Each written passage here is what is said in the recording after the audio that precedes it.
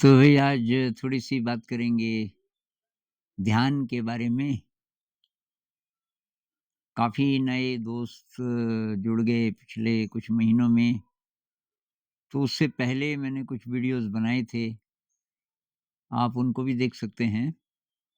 कुछ दिन मैंने लाइव ये गाइडेड मेडिटेशन किया था, उसके भी वीडियोज़ हैं। मेरे चैनल पे लाइव लाइव पे जाना और वहाँ 20 से ज़्यादा वीडियोज़ हैं गाइडेड मेडिटेशन के। तो कोई छोटा है, कोई बड़ा है और कुछ वीडियोज़ ऐसे हैं कि मतलब कंटिन्यूएशन है पीछे से कि भई लोगों को बहुत चीज़ें तो अब पता चल गई, तो अब आपको देखना पड़ेगा उनमें से आपके काम का कौन-सा वीडियो है।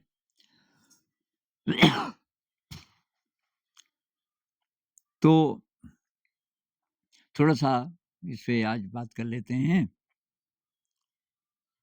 तो भई ध्यान के बारे में जो पहली बात मैं बोलना चाहता हूँ वो ये कि ध्यान इसके लिए नहीं है, ये आशा मत करना कि इससे डोपामाइन मिलेगा और इससे ब्लिस की फीलिंग आएगी, ये उद्देश्य नहीं होना चाहिए। ये आ सकता है किसी को शुरू में, किसी को बहुत बाद में, लेकिन इसकी कामना ना करें, नहीं तो ये ट्रैप है और आप आगे नहीं बढ़ पाओगे।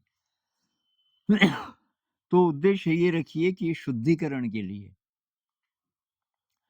अ, शुद्धिकरण बोलो, चाहे ये बोलो जैसे कृष्णमूर्ति जी बोलते थे कि ऑर्डरिंग द ब्रेन। हमारा जो ब्रेन है, उसमें सुव्यवस्था लाने के लिए हम ये कर रहे हैं और ये प्रोसेस पेनफुल भी हो सकता है, उसके लिए भी आप तैयार रहो। जैसे कोई बर्तन है ना, तो बर्तन है उसमें खाना पकता रहा कई दिन तक किसी ने ढंग से उसको साफ ही नहीं किया अंदर से। वो तो जूठन की कई परतें हैं अंदर।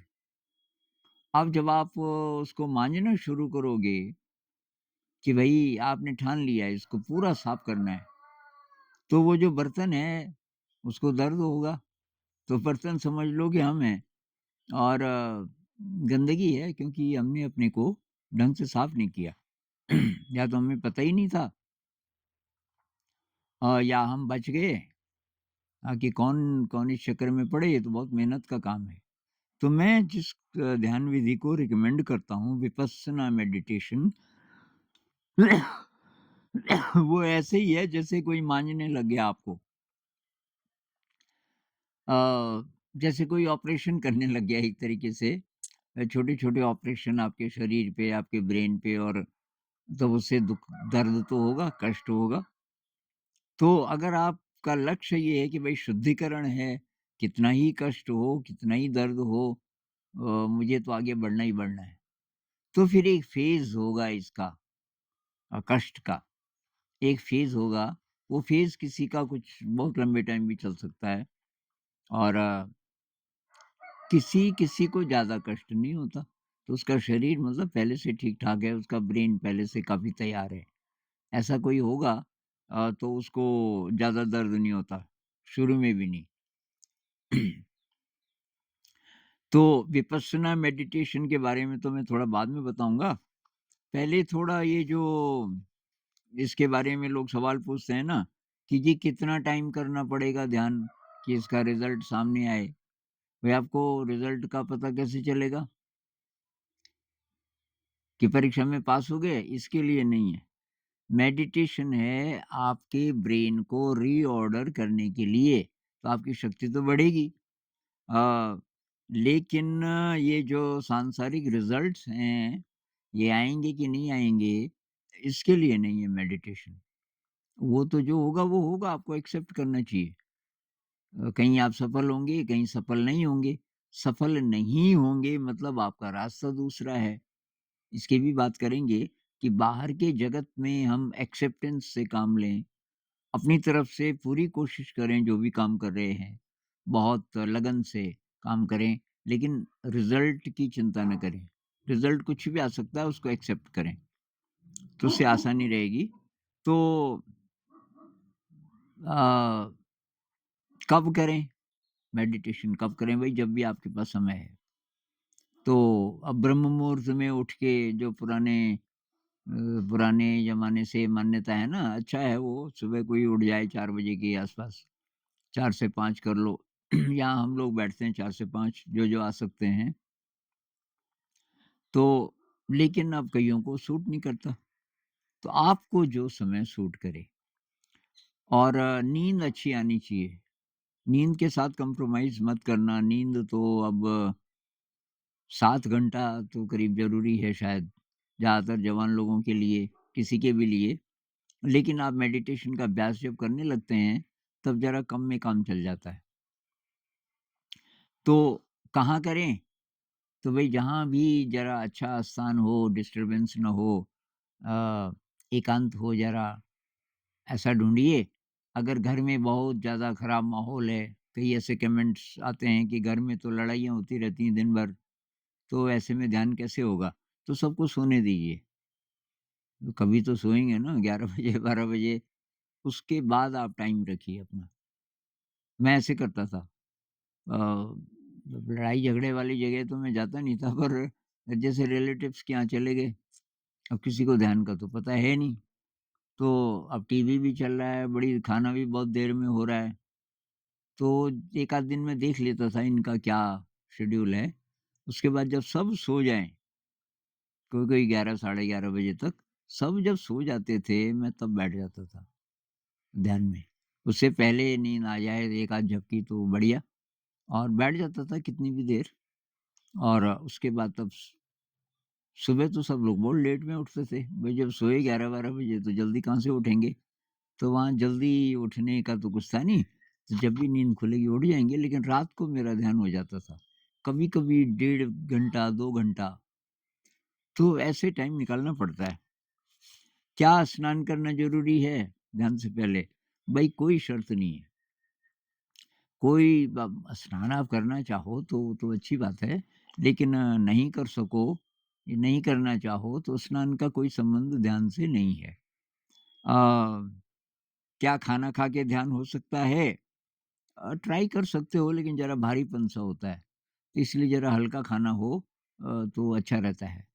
तो रात का खाना तो हल्का होना चाहिए भई, वैसे भी आप चाहे ध्यान वाले नहीं भी हों, उसका फ़ायदा रहता है, और थोड़ा जल्दी सोना अच्छा रहता है। और रात का खाना सोने से 2 ढाई घंटे पहले अगर आप खा लें तो बहुत बढ़िया रहता है। तो सोते समय योग निद्रा करें। योग निद्रा क्या होता है? वो भी ध्यान ही है, लेट के। लेट करके शरीर के सारे अंगों पर बारी-बारी से ध्यान ले जाइए, जो विपस्सना मेडिटेशन में भी होता है। अच्छा, फिर ध्यान और माइंडफुलनेस में क्या फ़र्क है? तो ये भी बात करेंगे। तो पहले फ़ायदे बता देते हैं इसके। तो आपने शायद ये अब यूट्यूब वगैरह में कुछ लोग पढ़ के बोलते हैं कि ये इसके तो बहुत फ़ायदे हैं, इससे डोपामाइन बन जाता है, न्यूरोट्रांसमीटर्स हैं ना ये, जो हमें अच्छी फ़ीलिंग देते हैं, प्लेज़र की। सेरोटोनिन बन जाता है, जो शांति की फ़ीलिंग देता है, और ये आपका ऑक्सीटोसिन बनता है। ऑक्सीटोसिन है ना, लव हार्मोन। इस तरीके से अच्छे-अच्छे सारे हार्मोन बन जाएँगे अ मेडिटेशन से, लेकिन भाई शुरुआत में नहीं। जब आप सीख जाओगे ढंग से, जब आपके बॉडी माइंड पे आपकी सारी कोशिकाओं को एक तरीके से पता चल गया, रिजुविनेशन होना शुरू हो गया, आपका ब्रेन रीऑर्डर होना शुरू हो गया, आपका ब्रेन का जो स्ट्रक्चर है वो बदल गया काफ़ी हद तक। अब बहुत सारे लोग बिना सोचे समझे बोल देते हैं कि जी स्ट्रक्चर कैसे बदलेगा? अब मैं कहता हूँ नई नए ब्रेन सेल्स के नए ब्रेन सेल्स थोड़ा बनते हैं। आप कहीं पढ़ लिया होगा पुरानी किताबों में।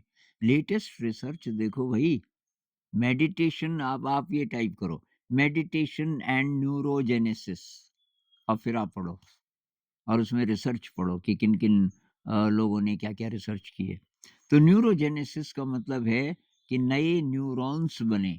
न्यूरॉन्स होते हैं ब्रेन में, जो कोशिकाएँ हैं, जिससे ब्रेन बना है ना? और वो कितने हैं? तो 80 बिलियन से ज़्यादा न्यूरॉन्स हैं हमारे ब्रेन में, जिसमें से करीब 13-14 बिलियन थिंकिंग न्यूरॉन्स हैं, ऐसा बोलते हैं कि उनका मेन काम है ये सोच विचार वाला। इसीलिए तो दिमाग पागलों की तरह बड़बड़ाता रहता है, अंदर ही अंदर हम पता नहीं क्या-क्या, क्या-क्या सोचते रहते हैं।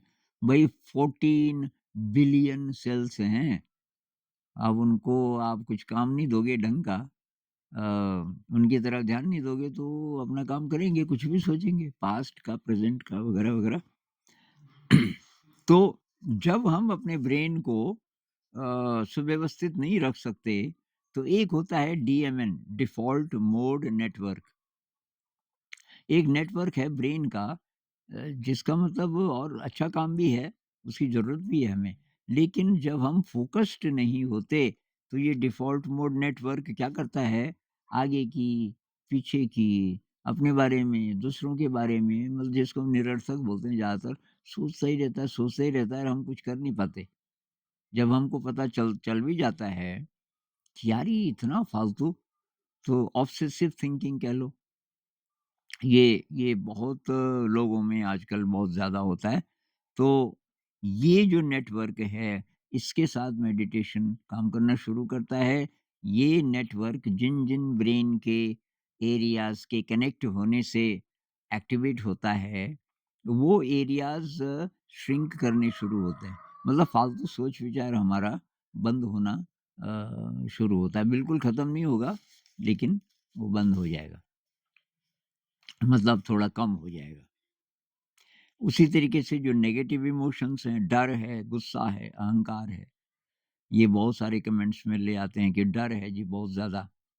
अच्छा, कुछ-कुछ लोग क्या करते हैं, मैं उनका पैटर्न देखता हूँ कि 1 महीने से मान लीजिए किसी ने 6 कमेंट्स भेजे, एक ही व्यक्ति ने, और वही प्रॉब्लम, गुरुजी मुझे डर बहुत लगता है। मैं बोलता हूँ ध्यान का अभ्यास करो ज़रा, विपस्सना मेडिटेशन का।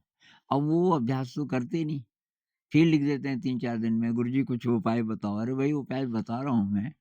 आप अब बैठे जी ध्यान में 2 मिनट 4 मिनट, कीजिए, नींद आ जाती है, आलस्य आ जाता है, और मेरे तो दर्द होने लगता है पीठ में, और मेरे तो टाँगों पे बहुत दर्द होने लगता है, और शरीर सुन्न सा हो जाता है।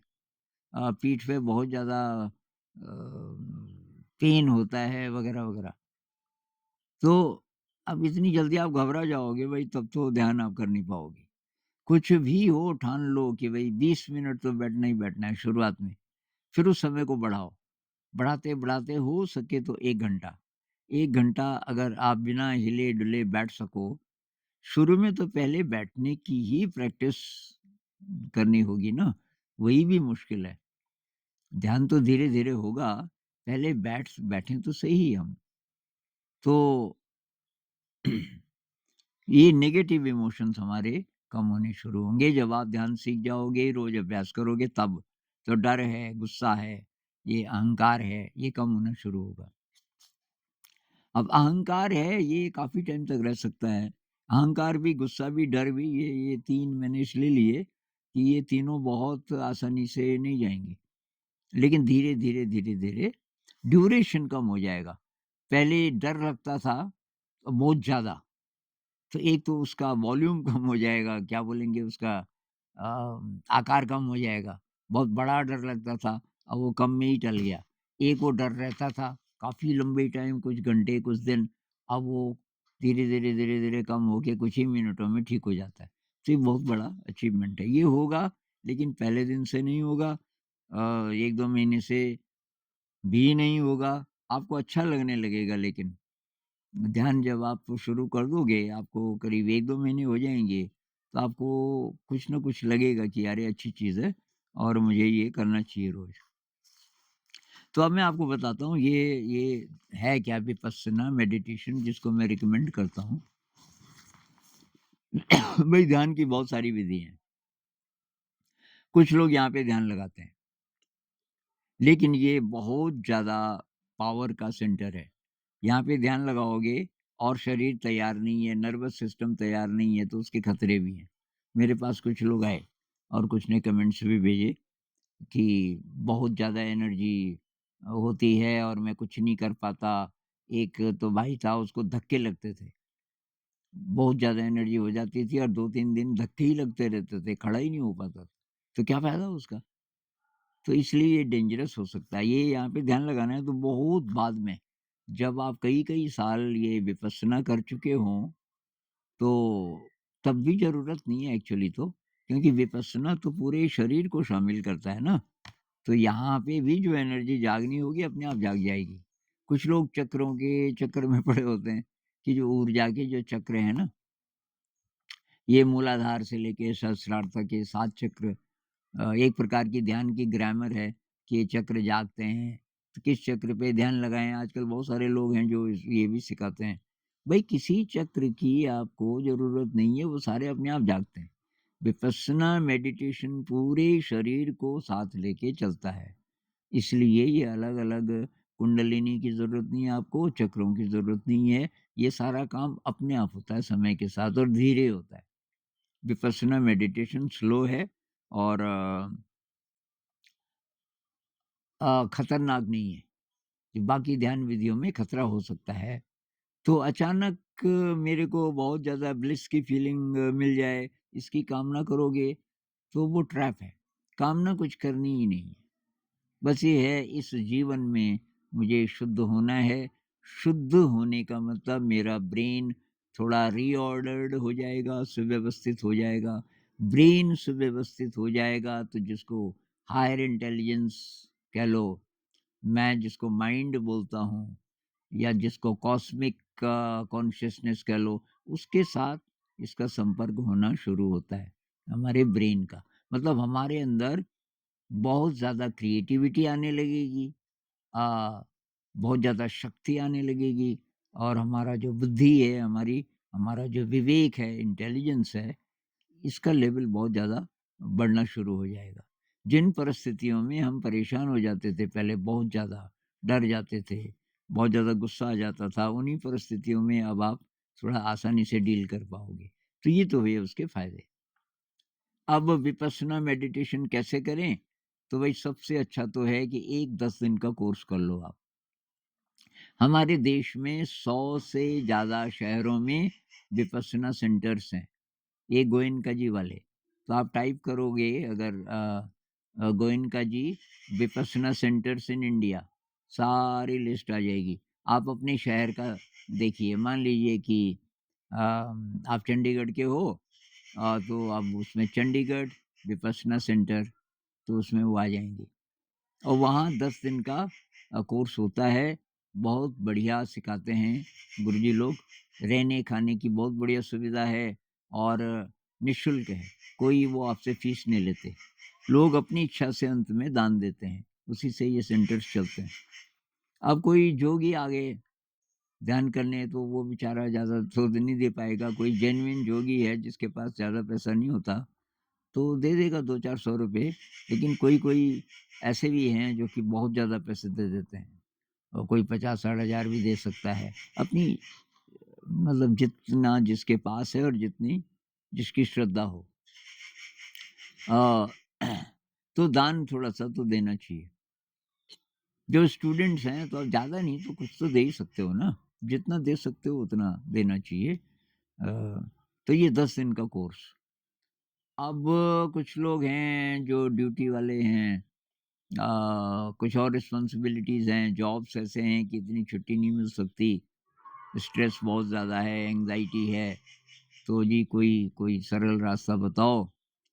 तो भई तब इसके लिए कुछ तो वीडियोज़ मेरे हैं, मेरे लाइव वाले चैनल, मेरे चैनल पे लाइव लाइव वाले पे जाइए और उसमें 20 से ज़्यादा गाइडेड मेडिटेशन के छोटे-छोटे वीडियोज़ हैं, 40 मिनट तक के भी हैं, कोई-कोई 10 ही मिनट का भी होगा। वो आप ट्राई कर लीजिए और 3-4 और भी वीडियोज़ मैंने बनाए थे जनरल, मतलब इंट्रोड्यूस करने के लिए कि क्या चीज़ है। है क्या ये? तो ये एक वीडियो लगा दीजिए मेरे लाइव वाले चैनल से, 2-4 वीडियोज़ देख के आपके मतलब का जो है उसको लगा के कर लीजिए शुरुआत में। है क्या? साँस की अवेयरनेस, साँस, नेचुरल ब्रेथ, साँस जैसे भी अंदर जा रही है, जैसे भी बाहर निकल रही है, उसको महसूस करना। ये साँस अंदर गई, फिर बाहर निकली, अंदर गई, बाहर निकली, यहाँ से शुरू कीजिए। साँस की अवेयरनेस, और साँस की अवेयरनेस केवल बैठ के नहीं, बैठ के जब जितनी देर भी ध्यान हो सकता है वो कीजिए, लेकिन साँस तो हमेशा चलती रहती है ना। तो कभी भी साँस महसूस कर लीजिए, कुछ भी काम करते हुए। अब लगातार तो याद नहीं रहती, लेकिन मान लीजिए कि आप खाना बना रहे हो, आप दाल में करछी घुमा रहे हो, अचानक आपको याद आ गई, तो 3-4 साँसें तो महसूस कीजिए। आप करछी भी चला रहे हो, पर आपको साँस का भी पता चल रहा है। आप बर्तन साफ कर रहे हो, आपको साँस का भी पता चल रहा है। आप पढ़ाई कर रहे हो, आपको साँस का भी पता चल रहा है।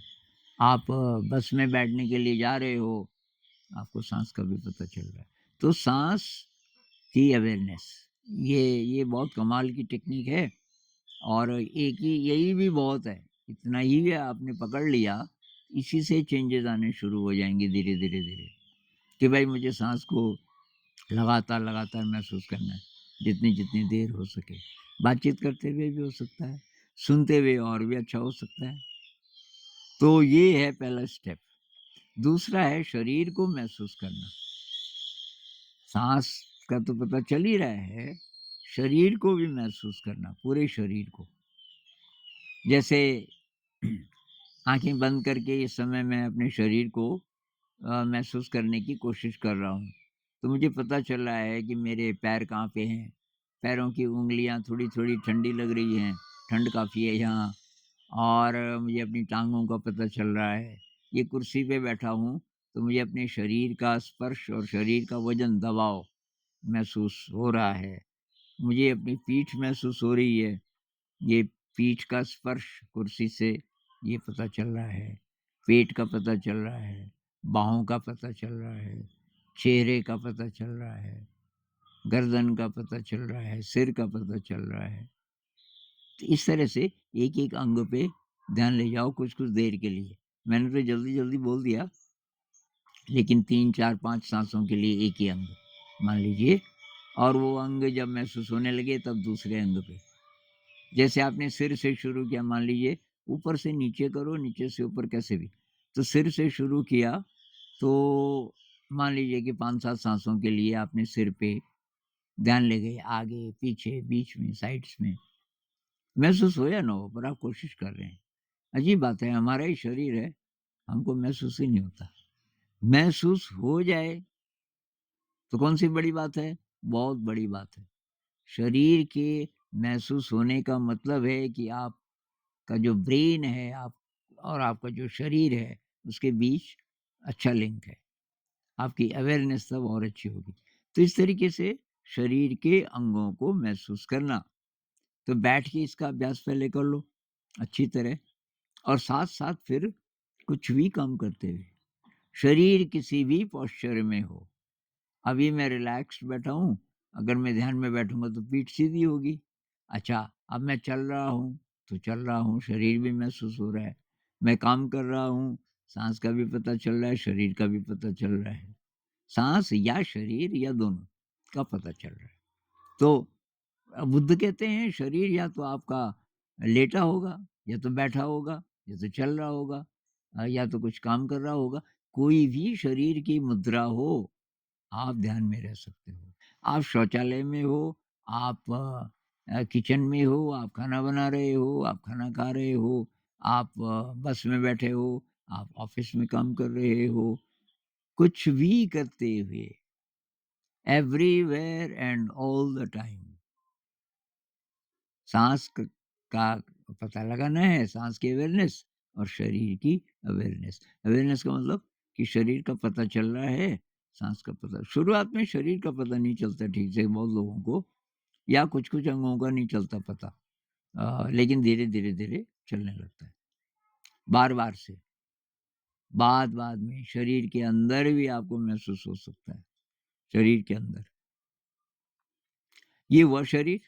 तो सती-पठान सूत्र है एक, सती-पठान सूत्र, ये बुद्ध जी का।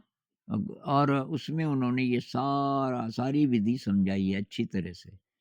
तो यही बोलते हैं पहले साँस से शुरू करो बैठ के, पहले बैठ के, उसके बाद हर समय। फिर शरीर को भी शामिल कर दो।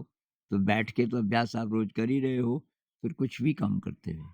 और तब वो आ जाते हैं मन पे। अब मन में क्या चल रहा है, उसको भी देखते रहो। तो मन में इमोशन कैसा है और थॉट्स कैसे हैं। मन के अंदर-अंदर जो चलता है ना, थॉट्स चलते हैं, इमोशंस चलते हैं, इमेजेस चलती हैं, सबको देखते रहो। ये ज़रा एडवांस्ड है, लेकिन बाद-बाद में ये भी हो जाएगा। तो ये है विपस्सना। तो इसकी प्रैक्टिस आप जब करोगे, तो तब हम इस पे और बात करेंगे कि भई कैसे-कैसे चल रही है आपकी प्रैक्टिस, क्या डिफ़िकल्टी आ रही है, इत्यादि। तो इसमें दर्द हो सकता है, उसके लिए तैयार रहना, कष्ट हो सकता है। अब कोई और मिले आपको कि जी मैं भी करता हूँ ध्यान तो रोज़ मैं दूसरी विधि करता हूँ, कष्ट तो होता नहीं, बहुत अच्छा-अच्छा लगता है। ये क्यों करता है तो विपस्सना। तो अगर आप कन्विंस्ड हो गए, उसको बोलो भई कि ये सफाई बहुत ज़रूरी है। इस पात्र को सुपात्र बनाना है, मतलब अच्छा रिसीवर बनाना है। यूँ कह लीजिए कि मुझे अपने ब्रेन को रीऑर्डर करना है, ताकि ये ब्रेन हमारे पूरे नर्वस सिस्टम को, हमारे पूरे शरीर को अच्छे मैसेजेस भेज सके, हमारा सारा बॉडी माइंड बहुत बढ़िया हो सके। अच्छा, कुछ लोग कहते हैं भई शरीर पर ध्यान लगाने का क्या फ़ायदा? हमें तो शरीर के पार जाना है। ये जो अद्वैत वाले बोलते हैं ना कि हम ना शरीर हैं, ना मन है। यार वो बहुत आगे की बात है। हम ना शरीर है, ना मन है, ये शुरुआत की बात नहीं है। दूसरी बात कि शरीर में है हमारा छुपा हुआ brain. Subconscious mind, unconscious mind, इन दोनों को मैं ज़्यादा अलग-अलग नहीं मानता। तो ये सारा जो छुपा हुआ है हमारे ब्रेन का हिस्सा, तो वो सारा मतलब हमारे सोच की, हमारी जो मेंटल एक्टिविटीज़ हैं, कॉन्शियस मेंटल एक्टिविटीज़ हैं, उनकी जड़ें पता नहीं कितनी गहरी कहाँ तक गई है।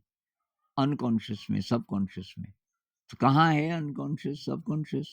तो कैंडेस पर्ट कहती हैं, कैंडेस पर्ट एक डॉक्टर थी जो बहुत कमाल की, उन्होंने प्रूव किया कि जो अनकॉन्शियस, सबकॉन्शियस माइंड जिसको आप बोलते हो, ये सारे शरीर में फैला हुआ है, सारे शरीर में।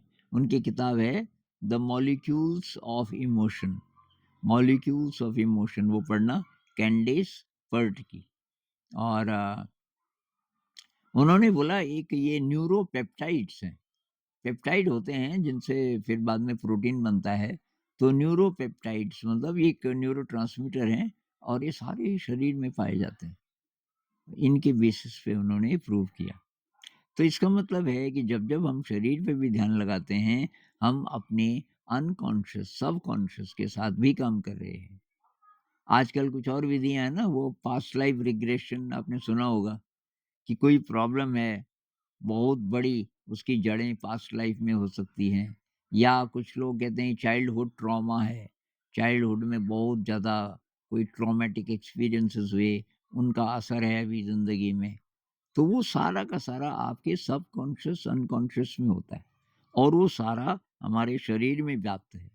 तो विपस्सना मेडिटेशन आप करोगे, आपको कोई पास्ट लाइफ रिग्रेशन की ज़रूरत नहीं है और आपको ये किसी थेरेपी की ज़रूरत नहीं है।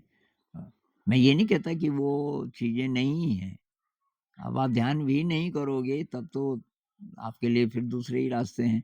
लेकिन मैं ये कह रहा हूँ कि अगर आप ढंग से विपस्सना मेडिटेशन सीख जाओगे, तो आपको कुछ और करने की ज़रूरत नहीं है, उसमें सब आ गया। अच्छा, कुछ लोग ज्योतिष के चक्कर में पड़े रहते हैं। तो राहु की दशा, केतु की दशा, शनि की दशा, मैं ये नहीं कहता कि ये झूठ है, कुछ होगा इसके पीछे, लेकिन जो भी है, कष्ट आएगा ना जीवन में। तो ये जो ध्यान विधि है विपस्सना, ये अगर आप करते हो, तो सारा कष्ट आपके लिए पॉज़िटिव हो जाएगा। मैं तो 10-11 महीने से बीमार था, अभी मैं थोड़ा ठीक हो रहा हूँ। बहुत ज़्यादा, कई महीने मैं बेड रिडन रहा।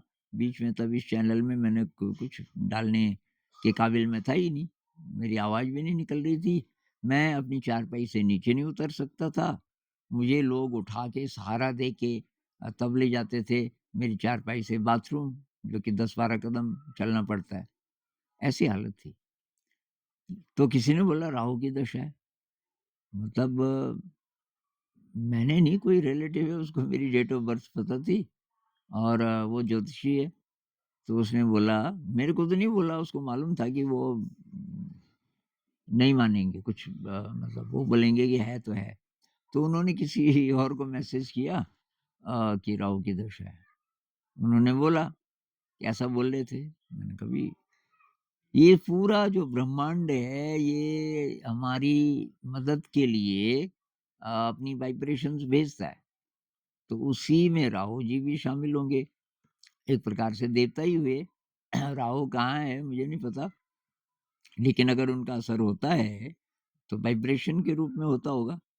तो वो वाइब्रेशन मेरे लिए शुभ होगी तभी तो वो भेजेंगे, और वो वाइब्रेशन मुझे पच नहीं रही अभी, कष्ट हो रहा है, मतलब वो कष्ट चाहिए मुझे, जैसे विपस्सना मेडिटेशन में कष्ट होता है। तो मैंने तो भी इसको एक्सेप्ट किया और मतलब बहुत अच्छा ये समय मेरा गुजरा बीमारी का, और मैं बहुत सीखा इस बीच। मैं एकदम असहाय था और बहुत ज़्यादा दर्द था, बहुत खाँसी थी, खाँसी अभी भी है, और बुखार था, शुरू के 3-4 महीने तक बुखार रहा, काफ़ी ज़्यादा 103 तक हो जाता था। तो 5-6 बार मेरा बुखार नापा जाता था दिन में, होम्योपैथिक ट्रीटमेंट चला। मैंने एक वीडियो बनाया है, वो मुझे ये कमाल की डॉक्टर मिली, अपर्णा देशमुख, पुणे की। उन्होंने मेरा इलाज किया और अभी भी चल ही रहा है इलाज तो, होम्योपैथिक। तो बस उन पे मेरा 100% ट्रस्ट हो गया। और दूसरा ये कि मैंने कभी कोई भी दशा है वो मेरे लिए शुभ है। कष्ट का मतलब खराब थोड़ी होता है। भाई कष्ट तो शुरुआत में होता ही है ना। ये किसी का कमेंट था कल या आज का कि ये जो क्विक डोपामिन चाहिए लोगों को, मतलब बहुत जल्दी वो चाहिए, अच्छी चीज़ें चाहिए, उस पे कुछ की बोलिए, कुछ वीडियो बनाइए। तो भाई जो क्विक आपको चाहिए ना, तो वो उससे आपका इवोल्यूशन नहीं होगा। और क्विक चाहिए मतलब मेरी शक्ति से नहीं, बाहर से चाहिए। कुछ करके जो अच्छा लगता है, कुछ देख के अच्छा लगता है, अ, तो उससे डोपामाइन मिलता है इत्यादि। क्रिएटिविटी से जो मिलता है, मेडिटेशन से जो मिलता है वो रिलायबल है। तो उस पर ध्यान दीजिए। तो मेरे ख्याल से अगर आप 10 दिन का वो कोर्स कर सकते हो, पहले वो कर लो। फिर आप घर पे प्रैक्टिस करते रहो, और अगर अभी समय नहीं है, तब तक आप प्रैक्टिस के लिए ये देखना मेरे वीडियोज़ लाइव वाले, वो 20 के करीब हैं, उनको रोज़ देख एक दो देख लो, तो आपको अपने मतलब का वीडियो मिल जाएगा कि भई इसकी मदद से मैं शुरुआत कर दूँगा। बहुत लोगों ने ऐसी शुरुआत की। और ये चलो चैनल तो अब आया, इससे पहले मेरे एक भाई साहब हैं मेरे से बड़े, तो उन्होंने बोला ये तू क्या करता है? मैंने थोड़ा-सा उनको बताया। इतने एडवांस्ड मेडिटेटर वो बन गए, वो कहीं नहीं गए, कोई 10 डे कोर्स नहीं किया उन्होंने, कुछ नहीं, बस वो लग गए इस प्रैक्टिस में। हर समय शरीर का बोध, साँस का बोध, मन में क्या चल रहा है। अब मन में क्या चल रहा है ये जब पता चलना शुरू होता है, तो फिर वो गड़बड़ कम हो जाता है मन में चलना, अपने आप भी। तो अभी तो इतनी बात करते हैं। मेरे ख्याल से खास-खास बातें क्लियर हो ही गई होंगी। अभी मेडिटेशन और माइंडफुलनेस, किसी का कमेंट था कि मेडिटेशन के बिना भी हम माइंडफुल हो सकते हैं। वो बात तो सही है, मतलब कोशिश कर सकते हैं, लेकिन मेडिटेशन भी आप करोगे तब माइंडफुलनेस आपकी और गहरी होगी। माइंडफुलनेस का मतलब है, ये जो मैं बोल रहा हूँ चलते हुए, खाना खाते हुए हर समय महसूस करते रहो अपने साँस को, शरीर को, मन को। तो मेडिटेशन भी आप करते हो, सिटिंग मेडिटेशन, तो उससे आपका जो माइंडफुलनेस है वो ज़्यादा गहरा होगा, ऐसा मेरा मानना है। मेरा अपना ये अनुभव है। तो दोनों करने हैं, लेकिन मेडिटेशन से मेडिटेशन, क्योंकि आप उस समय शांत होता है वातावरण, ज़्यादा गहरे आप जा सकते हो, इसलिए। तो अभी इतनी बात करते हैं। नमस्कार।